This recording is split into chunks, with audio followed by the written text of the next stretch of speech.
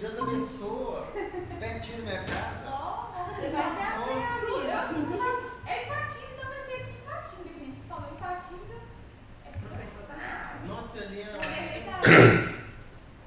Boa noite, pessoal, tudo bem? Boa noite. Ah, aí sim. Cadê o Marcos que eu não tô vendo? Ah, aí sim, e aí, americano, como é que estamos? Bom demais, e você? Graças a Deus, bem, e as novidades? Pô, que bom, viu? Ah, tamo aí, né? Tamo aí. Nós estamos indo De greve. de greve. Faz parte, aqui também a gente tá parado. Bola pra frente, importante que já tá lá dentro, né, Marcos? É isso. Isso é que conta. Bom te ver, cara, bom te ver e bom saber que você tá bem. Bom te ver também, Vanderlei. Depois nós Obrigadão, vamos viu? marcar uma reunião Tamo junto. com os alunos, né? Pra gente ter uma conversa, vocês estão precisando, né? Aí eu Muito falei, bom. né, Vanderlei, pra gente conversar, vocês também trocam experiências depois, tá, gente? Isso é bem legal. Mas é isso. Valeu, Vanderlei. Pode dar sequência na aula aí. Valeu, Marcos, um abraço, cara. Obrigada. Gente, então é isso, a evolução, tá? Amanhã que nós vamos fazer, como eu falei, amanhã a gente vai fazer o simulado. Aí, Vanderlei, o professor Matheus vai aplicar pra gente. Ele vai dar que bom. mentoria pra dando ajuda a gente, tá? Ele falou que tá disponível, né? Aí eu pedi ele pra aplicar, tirar dúvidas com os meninos também, expliquei, né? Ótimo. Daquela estratégia que você nos passou, tá joia? Tá ótimo, tá ótimo. Quer que aumente um pouquinho, pessoal? Tá bom. Pessoal, então vamos lá? Nós estamos começando agora um assunto que vai cair no vestibular de vocês. Eu não tenho a menor dúvida. É um assunto pequeno em termos de tamanho, de volume, de conhecimento, mas cai todo ano no Enem. Pelo menos uma questão. Então a gente vai tentar garantir isso daí agora, tá? E aí, galera, a gente começa pela definição do nome, que já não é algo muito fácil não, hein? Nós estamos falando de evolução. Evolução é um termo que vem do latim evolvere. Evolvere significa desenvolver, desenrolar. Então, pessoal, repare que já na definição aparece uma maldade, que você tem que estar atento. Evolução significa desenvolvimento, que não quer dizer que é para melhor. Nós vamos entender evolução como mudança.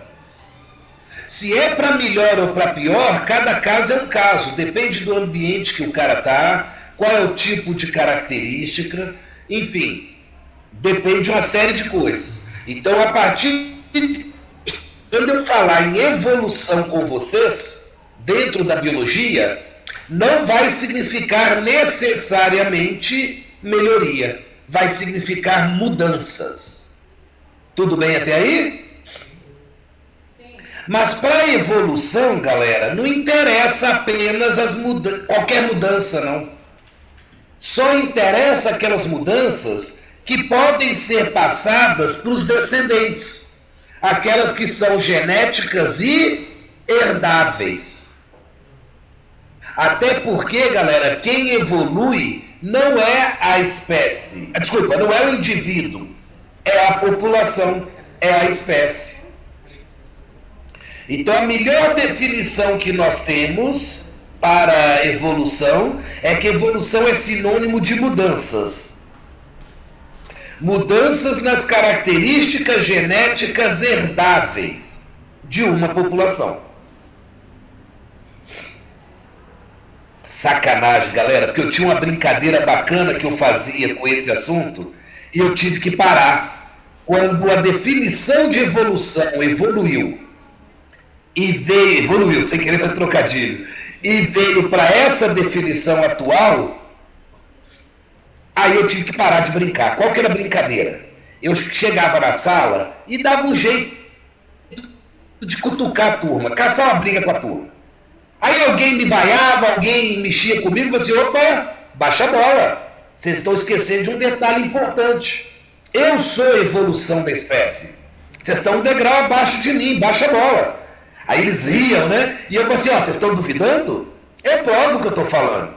Se você pegar qualquer livro aí de evolução da espécie humana, ele vai dizer que uma das coisas que está ocorrendo ao longo da nossa evolução é o aumento do volume craniano, acompanhado de um aumento do sistema nervoso central. Olha o tamanho da criança, olha a jabulana. Outra, a espécie humana, ao longo do desenvolvimento dela, do surgimento dela e da evolução dela, ela está perdendo pelos. Eu tô ganhando. Você tá regredindo. Não, eu tô voltando pra casa. Ai, segura aí, velho. Eu tô evoluindo, então. Mas eu tive que parar com a brincadeira, galera. Porque apesar de interessante, apesar dela deixar claro para o aluno dois aspectos da nossa evolução, ela passa uma ideia errada, de que eu, um único indivíduo, estou evoluindo. Não, quem evolui é a população, é a espécie, não um cara só. Tudo bem? Então aquele filme lá, Peter Parker no Homem-Aranha, ele estava lá numa feira científica, acompanhando, filmando, até que ele foi picado por aranha radioativa que viu poderes. E Pessoal, tá falhando o Nossa áudio. internet, tá?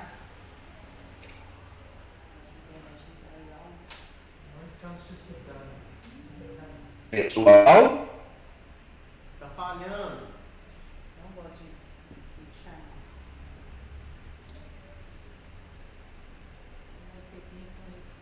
Mas será que é aqui que perdeu a conexão? Foi aqui, porque na hora que eu tava fazendo o ponto, eu não desligar nossos Wi-Fi, velho. Porque aí já O meu já não tá conectado. me pesa. O meu tá conectado. A gente desconectei. Aí. Como é que é? Nem eu sei mexer. Ah, nossa, Vai lá, reconectar. Quem sabe mexer no computador aí, gente? Não sei não. Eu detesto computador. Olha que você tem cara de ser secretária. pode deixar eu voltar. Eu me esqueci de eu falar. Ah, tá essa voltando. Você Ah, lá, perdeu tá essa carregando, hein? Viu? Olha lá. Eu entendo de computador sim. opa, Ciência da computação. voltamos. Nós desligamos o Wi-Fi do nosso celular. Oh, meu Deus, só vocês mesmo. Então vamos lá, o que eu estava comentando, galera? Eu estava comentando que o Peter Parker, lá no filme Homem-Aranha, Certo? ele foi acompanhar, fazer umas fotos, uns registros, e acabou sofrendo uma picada de uma aranha radioativa. E aí ele adquiriu poderes. Galera, por tudo que a gente vê no filme, fica muito claro que os poderes surgiram no corpo dele, nas células que formam o corpo dele. Essas células são conhecidas como células somáticas. Soma vem do grego e significa corpo. Então, toda célula que te forma, que compõe o seu corpo, que forma tecidos e tal, a gente chama de célula somática. A única exceção, a única célula do seu corpo que não é somática são os gametas. Espermatozoide nos homens, ovócitos 2 ou óvulos nas mulheres. Tudo bem? O resto tudo é célula somática. Então, ao que tudo indica lá pelo filme, as mudanças ocorreram nas células somáticas. Então ele ganhou uma força muito grande, a capacidade de produzir uma teia, aquele senso de premonitório, né? Que ele antevê certas situações. Tudo aquilo afetou as células do corpo dele. Não afetou os gametas. Portanto, eu posso dizer que essa característica vai ser passada para frente? Ele vai passar essa característica para os filhos dele? Ao que tudo indica, não. Portanto, eu posso dizer que o Peter Parker é a evolução da espécie humana? Não, porque as mudanças vão ficar com ele. Ele não passa ela para frente, ela não é herdável. Então, realmente, a gente não vai ter uma evolução do grupo. Só ocorreram mudanças em um cara. Aí não é evolução. Conseguimos? Então lembrem-se, evolução são as mudanças que ocorrem nas características genéticas herdáveis de uma população. Até porque a evolução não significa necessariamente melhoria, nem sempre elas são para melhor. Eu só posso estudar aquelas na evolução, aquelas que são transmitidas para os descendentes, as que são herdáveis via DNA, até porque quem evolui é a população, não o indivíduo. Galera, vocês lembram daquela aula nossa de adaptação fisiológica? Do jogador de futebol brasileiro indo jogar lá na Bolívia? Não lembro, não estava presente. Ah, tá. Lá em cima, a atmosfera é muito rarefeita. Falta oxigênio, tem pouco oxigênio lá. Então, quando o brasileiro vai jogar lá, é muito comum ele sentir falta de ar, ele ter dificuldades. Aí você vai falar comigo assim, poxa, mas e os bolivianos, não tem problema não? Não, porque eles já estão adaptados àquela realidade.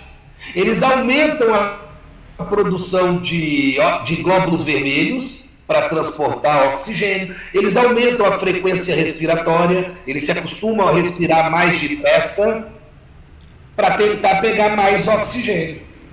A minha pergunta é, essas mudanças são herdáveis, galera? Não. Então elas interessam para a evolução? Não. Elas interessam para outras áreas da biologia. Para a evolução, não. Porque elas não são genéticas e não são herdáveis. Conseguimos? No caso, são para adaptar o ambiente. Isso, mas é uma adaptação temporária. Se esse cara voltar aqui para o Brasil, ele perde tudo isso, todo esse extra que ele produziu, e ela não é herdável. O filho dele não vai nascer com mais glóbulo vermelho só porque ele tem mais. Portanto, isso não interessa para a evolução. Beleza? Bom, nós temos alguns motivos, galera, que nos levam a crer que a evolução acontece. Então eu vou começar por aqui, discutindo com vocês o porquê que os cientistas acreditam na evolução. A gente não consegue acompanhar a evolução, galera, acontecendo. Até porque geralmente é um processo lento, envolve milhares de anos. Mas nós temos alguns indícios, algumas evidências de que ela ocorre. É isso que nós vamos discutir agora. Vamos lá? O primeiro vestígio, o primeiro indicativo de que a evolução ocorre são os tais fósseis. Fóssil, galera, é um termo em latim que significa escavado, aquilo que veio de uma escavação. É que os primeiros fósseis foram encontrados assim. Alguém cavando um solo, de repente achou um fóssil. Mas, Vanderlei, que diabos vem a ser esse tal de fóssil que está sendo achado a partir de escavação? Fóssil, galera, é qualquer indicativo do corpo de um ser vivo que tenha habitado o planeta em um passado remoto. Tá, Vanderlei, mas passado remoto quanto? Tá, a gente considera que se o cara era da pré-história, ele já é um fóssil. Qualquer indicativo que eu achar de alguém, de algum ser vivo, que seja da pré-história, eu já considero um fóssil. E a pré-história, galera, ela começa há 6.000 anos atrás. É de 6.000 anos para trás em seguida. Vamos lembrar aqui, para ter história tem que ter registro. E o principal registro levado em conta é a escrita. É a escrita. E a escrita, ao que tudo indica, surgiu 4.000 anos antes de Cristo. Portanto, há 6.000 e poucos anos. Numa região onde a primeira civilização humana se fixou. Até então o ser humano era nômade, ele ficava mudando de um lugar para o outro. Agora não. Agora ele vai se fixar em uma região. Essa região ficava entre o Tigre e o Eufrates. É uma região conhecida como crescente fértil, porque o solo é muito fértil para a agricultura e o formato dessa região, desse território, lembra a lua crescente. Essa civilização ficou conhecida como Suméria, civilização suméria. Então a escrita surgiu com eles, 4.000 anos antes de Cristo, portanto há 6.000 anos atrás. Antes da civilização suméria, antes do surgimento da escrita, era pré-história. Qualquer indicativo, qualquer vestígio que eu encontrar do corpo de um cara de 6.000 anos atrás para cima, eu considero um fóssil. Ficou claro, pessoal? Tá de boa? Tô indo depressa? Não, tá ótimo. Tá dando... Beleza, então tá bom. Exemplos de fóssil, galera. Olha essa libélula, esse inseto. O corpo dele ficou marcado numa rocha. Ele morreu, a decomposição demorou muito para acontecer, e aí foram ficando marcas na rocha, como se fosse um desenho. Essa marca é um fóssil, galera? É um indicativo de um ser vivo? É. Está me dando uma ideia do tamanho dele, que ele tinha asas, quantas asas ele tinha. Isso é um indicativo de uma espécie que viveu há milhares e milhares de anos. Então, é considerado um fóssil. Percebeu que para ser fóssil não precisa ser um pedaço do cara? Pode ser só uma marca, uma impressão. Tudo bem? Olha outro, galera. Acharam o esqueleto de um mamute pré-histórico. Esse mamute teria vivido ali, principalmente na Eurásia, aquele trecho da Europa ali que une a Europa com a Ásia. Olha, conseguiram achar o esqueleto completo dele e remontaram o corpo dele e deixaram exposto no museu. Galera, esse esqueleto é um fóssil? Um fóssil fantástico. Me dá ideia de altura, me dá ideia da distribuição dos ossos, das articulações, me dá uma série de dicas. Então é um baita de um fóssil. Professor, como que eles sabem que é um animal que possui pelo, é um mamífero? Ah, tá. Bom, em alguns casos, esse cara que é achado, ele se parece com outros. Então ele é do mesmo grupo de outros que a gente sabe que tem pelo. Outra questão é que restos de pelos podem ser encontrados juntos de algum fóssil. Então nós temos essas duas possibilidades. Ou eu acho o pelo ali associado, ou ele faz parte de um grupo de animais que eu sei que tem pelo. Tipo mamífero, alguns grupos de mamífero. Tudo bem? O fóssil de peixe, também impregnado, mas aqui o corpo dele está grudado numa rocha. Milhões de anos atrás esse peixe. Olha os detalhes, galera. É um fóssil ou não é? Sim. Me mostra até as nadadeiras dele conservadas. Ó. Essa rocha são rochas sedimentares. Elas vão se acumulando no fundo de algum lugar, de um vale, por exemplo, e aí vai caindo material em cima. À medida que vai caindo material em cima, a temperatura ali embaixo começa a mudar, começa a esquentar, fica abafado, né? E aí os micro-organismos que viviam ali e que poderiam desmanchar, decompor essa planta, começam a ter dificuldade de fazer isso, porque começam a morrer. Então acaba que essa planta fica na forma de marca, numa rocha que também está sofrendo modificação com o tempo. ela também está sendo modificada por causa dessa temperatura alta, desse material caindo ali em cima. Então a rocha vai mudando e vai fazendo uma marca, um desenho do que seria a planta que estava em cima dela. Beleza? Fóssil também. Esse fóssil ficou famoso por causa daquele filme lá, Jurassic Park. Galera, as plantas, elas tentam reagir contra agressões, contra ataque de animais herbívoros. Então, todo animal herbívoro que tenta atacar ela tenta reagir.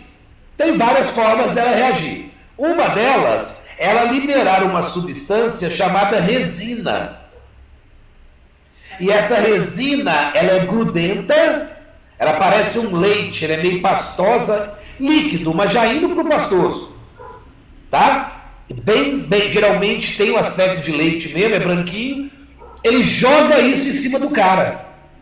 Esse cara morre afogado nessa resina. Dependendo das condições desse ambiente, essa resina pode se transformar em pedra. É o que a gente chama de âmbar. E o inseto afogado pode ficar ali dentro. Olha a aranha, galera, de milhões de anos atrás. Eles calcularam ela em milhões de anos. Conservada no interior do âmbar, que é essa resina virando um tipo de pedra, né? De material geológico. Tudo bem? Galera, acharam pegadas, marcas de patas de dinossauros lá na Suíça, indo na direção do que um dia era um vulcão. Então o dinossauro estava indo lá fazer uma sauna. A dúvida é a seguinte: essa marca que encontraram no solo é um fóssil? Não. Pegadas, marca de patas no chão, é fóssil? Não. É. Olha a pegadinha. A marca vai estar me dizendo o tamanho da pata, quantas patas ele tem, pela distância de uma marca para outra. Eu sei se esse animal anda, pula ou corre. Esse fóssil, Tanto que ela afundou no piso, eu tenho uma ideia do peso. Cara, isso é fantástico. esse tipo de fóssil, ele é um fóssil informativo, né? Isso. Na verdade, todos são, né? Mas esse ele é mais indireto. Ele é mais sutil. Porque ele não chega a ser um resto do corpo do cara. Ele é só um vestígio. Galera, a matéria que estuda isso é chamada de paleontologia. Na biologia a gente tem uma disciplina com isso. E eu me lembro, foi uma das aulas que mais me impressionou. Um professor de paleontologia, ele entrou com um dente de um dinossauro encontrado na Paraíba. Na Paraíba tem uma cidade chamada Souza. Inclusive de lá que veio o time que eliminou o Cruzeiro aí na Copa do Brasil, esse ano. E nessa cidade tem um vale onde encontraram vários fósseis de dinossauros. Vários. Não foi um ou outro, não. Então a cidade ficou conhecida como Vale dos Dinossauros. Pois ele pegou um dente que ele ganhou de um dinossauro lá da época, da região, e ele deu 2 aulas só falando do dente. Vocês têm ideia do que é 1h30 falando de um dente?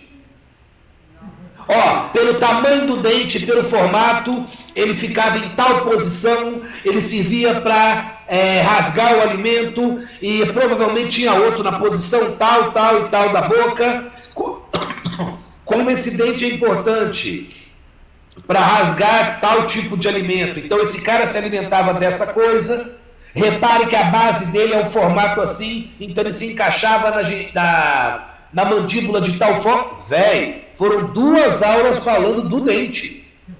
E fora que dá pra saber o que ele comia, né? Exato. Olha o tanto de informação. Essa é a moral da história, você entendeu? Com um dente. Olha o tanto de informação que eu tiro do animal a partir de um único dente. Então esse dente seria um fóssil? Sim. Um baita de um fóssil. Informação. Exatamente. Agora, por que, galera? Por que a gente considera um fóssil uma evidência da evolução? Aonde que isso me ajuda a acreditar que a evolução acontece? Como que isso me ajuda a acreditar na evolução? As provas, né? Os Evidências. seres atuais são diferentes. Né? Evidências, provas, Opa! evoluções. Do jeito que vocês falaram aí, eu não consigo nem mexer. Perfeito, perfeito. Do jeito que vocês falaram, não dá nem para mexer. Galera, é isso. Na hora que eu comparo o animal do passado, tipo um peixe, um fóssil de um peixe, com um peixe atual, que seja parecido com ele, do mesmo grupo que ele, eu percebo que ocorreram mudanças. E essas mudanças, muito provavelmente, foram sendo passadas para frente, fazendo parte de todo aquele grupo de peixes que eu estou estudando. Moral da história: a partir dessa comparação, eu começo a enxergar que ocorrem mudanças. E essas mudanças são herdáveis, porque elas passam a predominar no grupo. Então é um fóssil. É uma evidência de que a evolução está acontecendo. Beleza?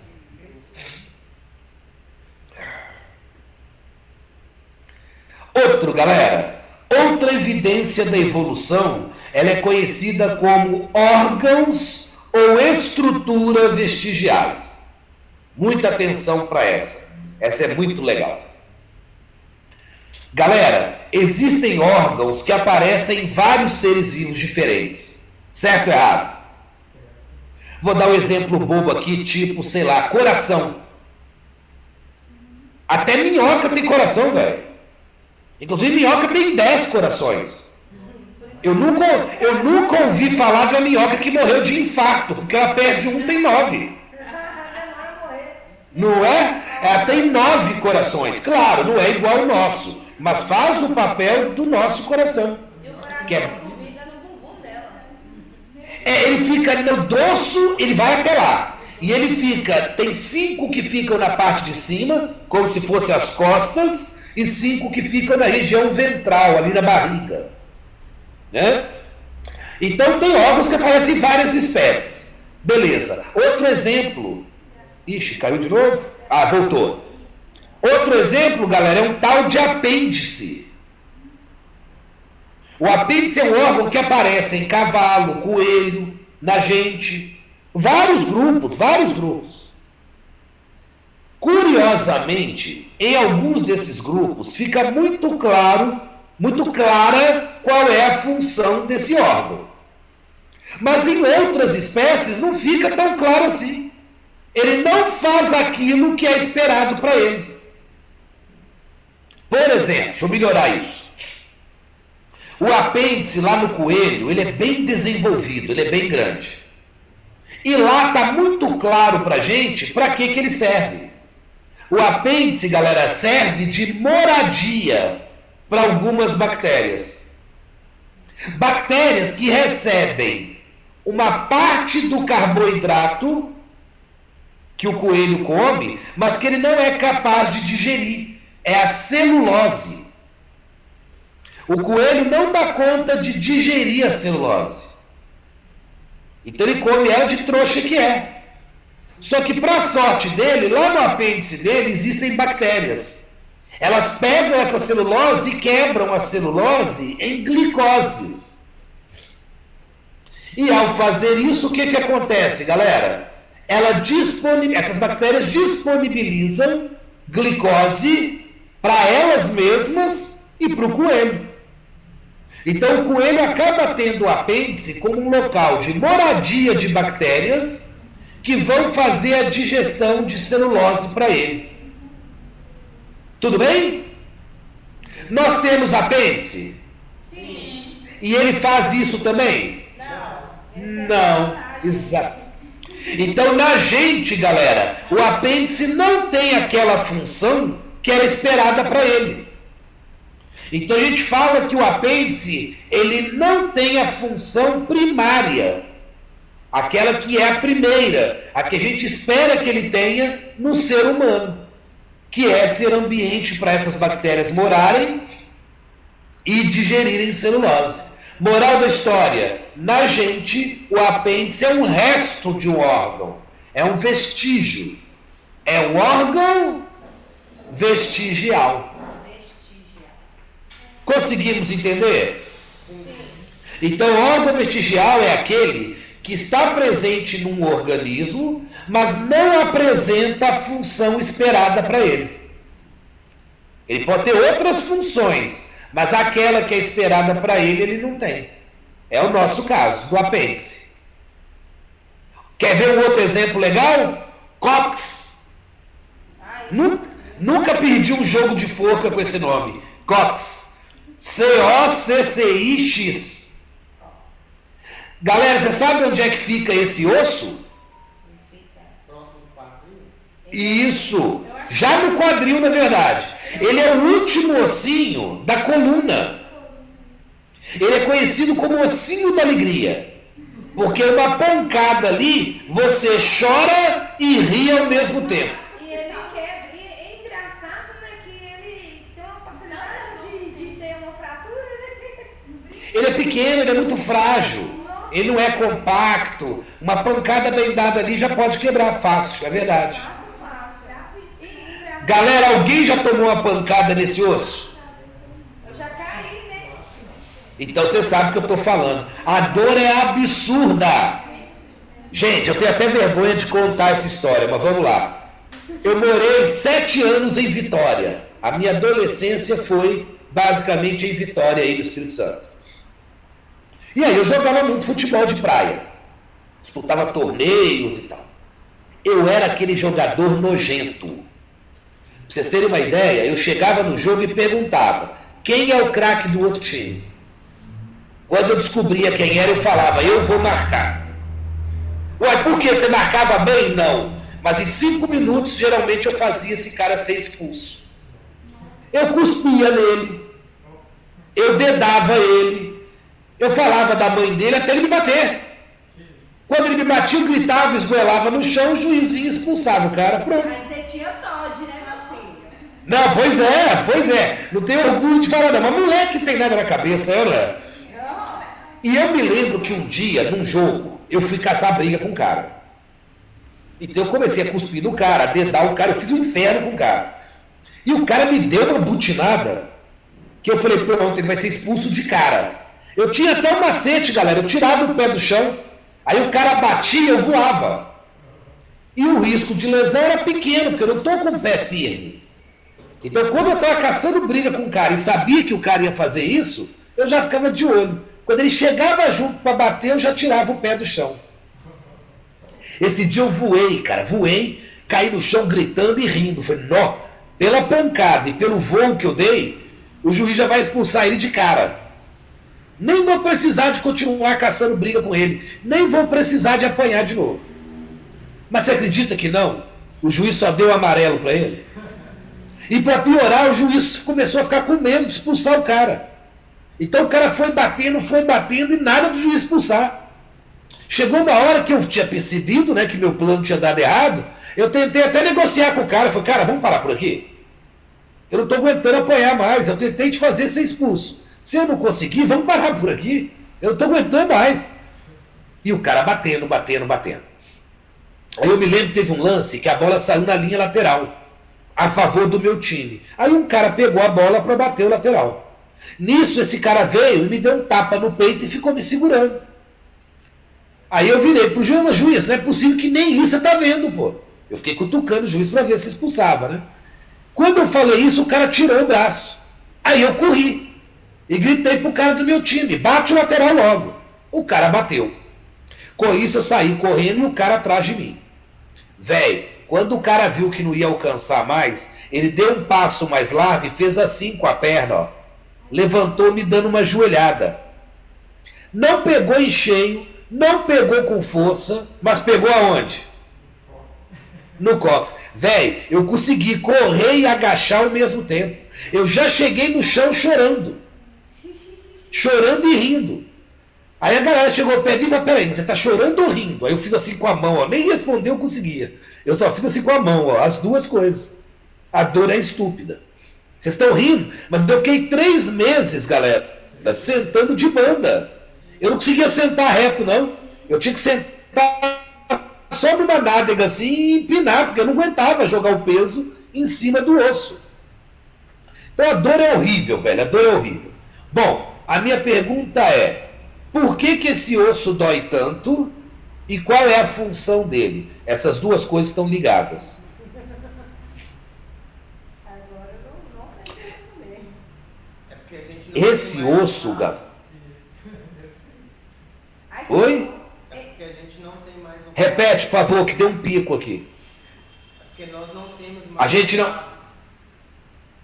Não temos mais? Rabo. Aí, é isso.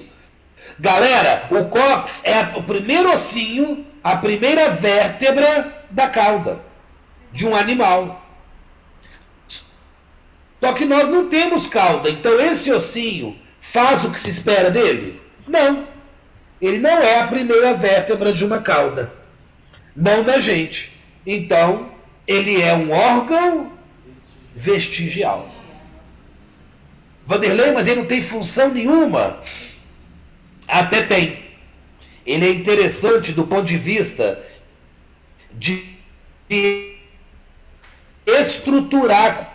Deu para ouvir, galera? Parece que picou aí, né? Então veja, o papel desse ossinho hoje é dar uma certa estabilidade para a coluna. Ele ajuda na composição dela e dando a ela uma certa estabilidade. Mas essa é a função principal desse osso?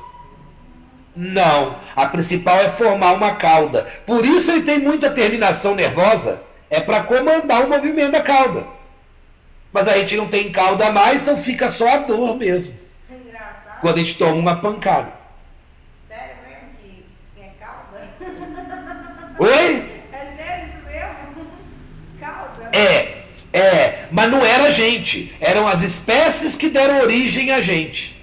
Ah, sim. Entendi. O ser humano já nasceu sem ter cauda. Sim. Mas os ancestrais da nossa espécie, um dia eu vou te mostrar como é que isso funciona, esses caras tinham cauda.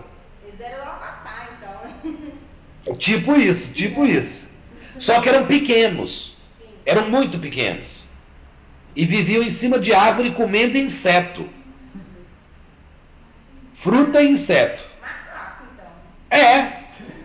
Comparando com as espécies de hoje, seria bem próximo. Até porque a gente está num grupo parecido, né? A gente está no mesmo grupo que esses caras. Como é que Nós chama? somos primatas. É Lucy, a primeira lá que foi achada? Aqui na América foi É como se... Lucy. Isso. Eles deram esse nome em homenagem àquela música dos Beatles. Lucy in the Sky with Diamonds. Sim. Aí fala sobre a formação do crânio dela. Diferente. É um pouco diferente, é um volume menor, um formato um pouco menor. Eu vi um documentário aqui na Netflix sobre a achada dela, né? Ah, eu esqueci foi o nome da caverna. Isso. Deve ter aí seus 10 mil, 15 mil anos. Sim. Deve ser algo nessa faixa, né? Interessante o documentário. Quem quiser ver, tá na Netflix. Ah, legal, vou dar uma olhada. Boa sugestão. Muito bom mesmo o documentário. Aqui, acabei de mostrar pro lado. Neandertais. Documentário muito bom, assisti 2 vezes, por isso que eu soube te responder algumas coisas. Ah, legal, ó. Ah, dá pra aprender. Lá eu aprendi também que através dos dentes dava pra descobrir o que aquela mulher comia, né? Isso. Aí eu descobri tudo isso no... Muito bom, muito bom. Galera, olhando aqui só para uma imagem, ó, mostrando para vocês um apêndice de coelho aqui em cima, ó, como é que ele é grande, ó, para caber muita bactéria e para fazer muita digestão de celulose. Agora olha o nosso apêndice, Esse é só matar a gente. só serve para causar apendicite hoje. Não, mentira, sacanagem. Ele tem um papel também. aqui no apêndice é produzido alguns tipos de anticorpos. Anticorpos. Proteínas que nos defendem contra corpos estranhos. Tipo vírus, bactéria. Tá? Mas é a função primária dele?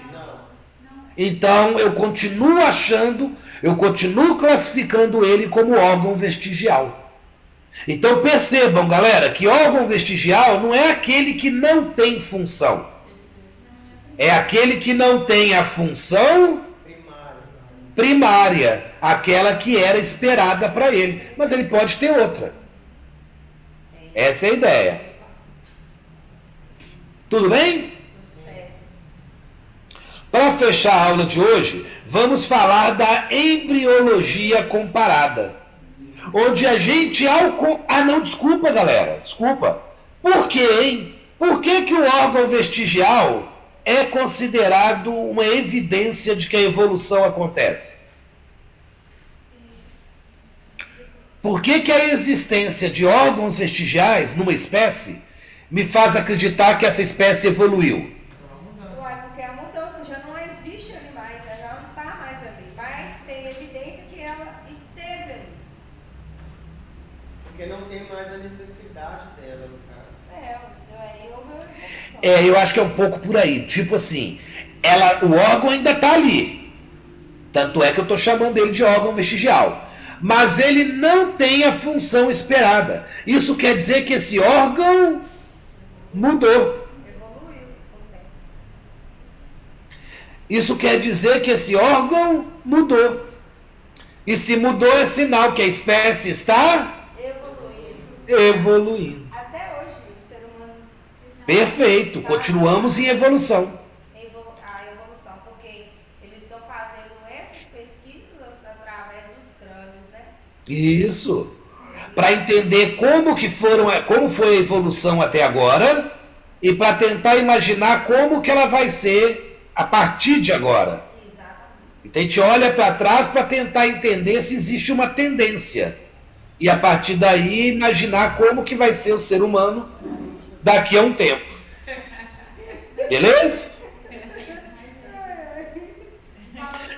Galera, outra forma de comprovar que a evolução está acontecendo, ou melhor, outra forma que nos faz acreditar que ela está acontecendo, é uma tal de embriologia comparada, onde eu vou comparar o desenvolvimento embrionário de espécies diferentes. E aí o que eu vou perceber é que em alguns casos é muito diferente. É muito diferente o desenvolvimento embrionário de uma espécie e de outra. Agora, em outros casos é muito parecida. Nesses casos que o desenvolvimento embrionário é parecido, ele me faz acreditar que esses dois caras têm o que a gente chama de parentesco evolutivo. É como se eles tivessem vindo de um mesmo ancestral. Eles surgiram de uma mesma espécie. Então eles acabam mantendo algumas semelhanças. Deu para entender isso? Aí entra a questão de espécie, subespécies, essa questão. Isso. Exatamente. Quanto mais parecido for o desenvolvimento embrionário de duas espécies, maior o parentesco evolutivo. Mais próximo é a evolução dos dois. Minha mãe tinha me faz um desenho desse jeito. Ah, legal. Ó. Olha só, galera, de baixo para cima, olha o desenvolvimento embrionário humano. Aqui à sua direita, ó. É quase igual do macaco. Exatamente. É bem parecido com o do macaco, não é não? Sim. Exato. Vai ter diferença, claro. Mas o começo e boa parte do desenvolvimento embrionário é parecido. O que indica que a gente tem um certo parentesco. Ah, Vanderlei, você está falando que o homem veio do macaco? Não. Ah, você está falando que o macaco veio do homem? Também não. Há uma semelhança. Os dois vieram de um ancestral comum. Uma mesma espécie deu origem aos dois. Nós vamos estudar isso depois. Beleza? Agora, compara o desenvolvimento embrionário do homem com o do tubarão, galera. Vocês querem que apagar não, gente? Não, tá tudo certo. Ainda tem uma leve semelhança, né? Mas Ah, tanto não, quanto o a peixe, do macaco. o peixe tá bem longe de Já começa razoavelmente parecido. Sim, sim. Mas já na segunda para terceira etapa já começa a ficar diferente. E vai só gravando, ó, acentuando as diferenças. Isso quer dizer que nós não temos um parentesco evolutivo próximo com esses animais. Porque o desenvolvimento embrionário é bem diferente. Parece que o arquiteto é diferente. Se a arquitetura é diferente, o arquiteto também é. Não é isso? A segunda etapa do macaco e tubarão é bem mais forte que a do homem com o Tá, macaco. vamos colocar de trás pra frente sim, né? Não é? Lembra um pouquinho mais, né? É.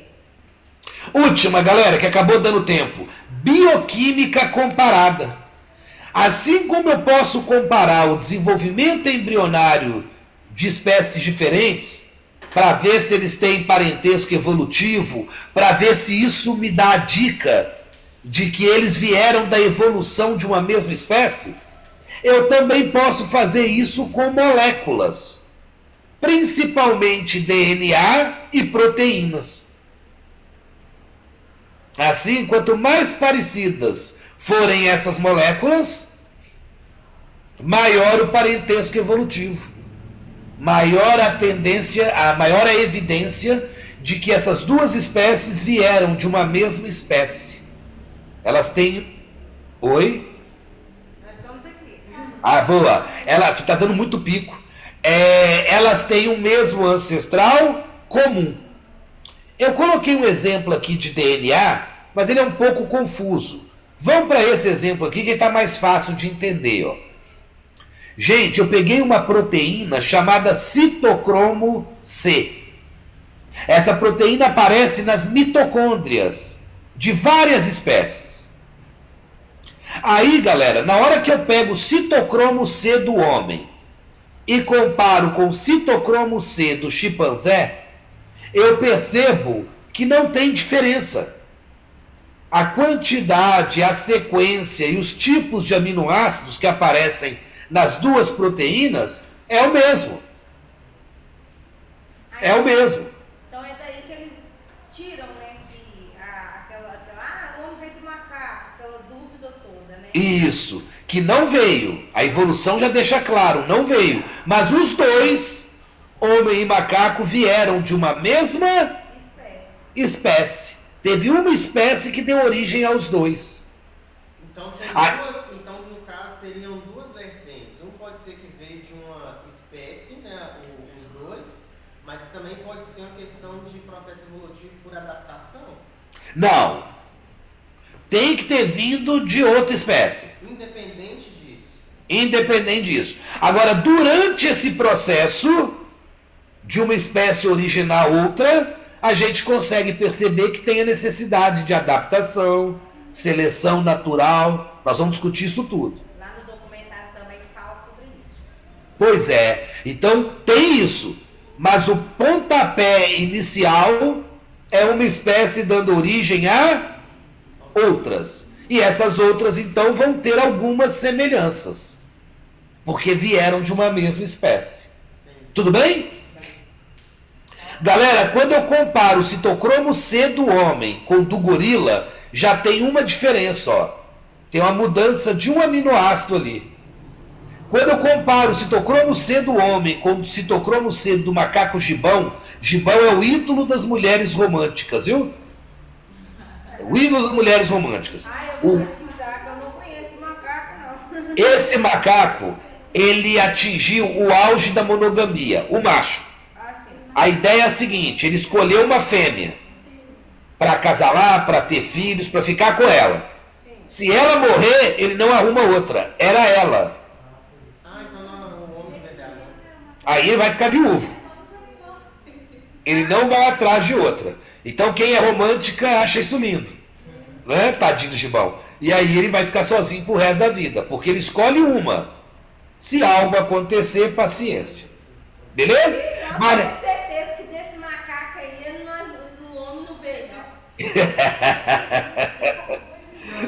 Nem vieram de um mesmo ancestral, né, velho? Já Ma- pode ter certeza disso. Ó, você for perguntar em qualquer homem aí de menos de 25 anos, pergunta quantos relacionamentos conjugal ele já teve, ele vai te falar que teve uns 3, 4, 5 de uma O vez. negócio é bruto, o sistema é bruto. O pessoal tá perdendo tempo, não. E para fechar, galera, repare que ao comparar o citocromo C do homem com o citocromo C do sapo, eu já tenho 67 aminoácidos de diferença. Nossa, sai fora a gente parecer um sapo, né? Tem Pois é, então isso deixa claro o quê?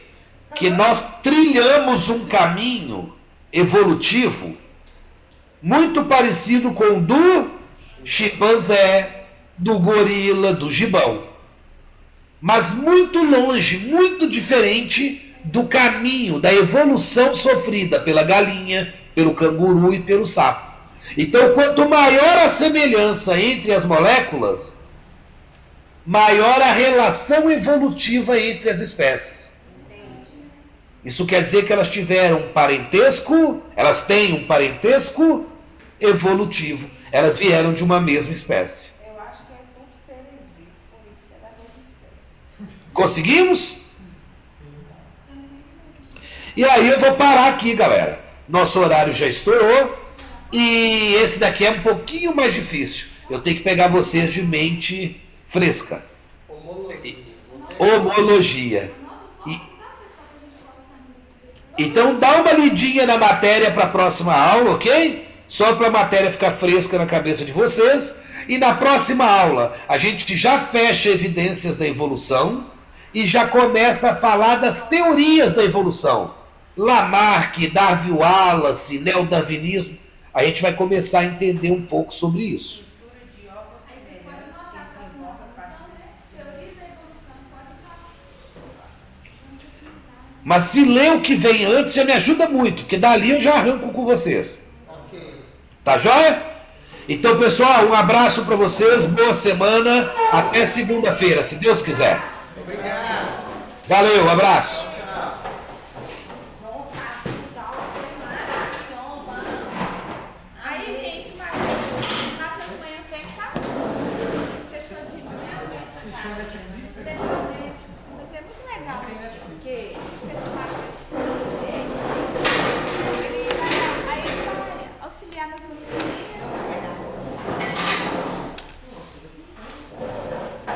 É, gente.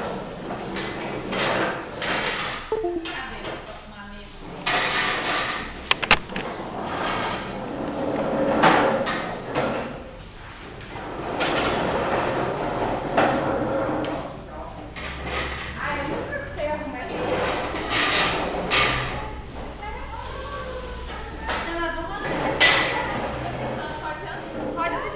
Pode ir junto. Hoje a gente tem que fechar a aula, gente. Vou postar lá no grupo nós conversando. Lá no YouTube nós conversando, vê se pode.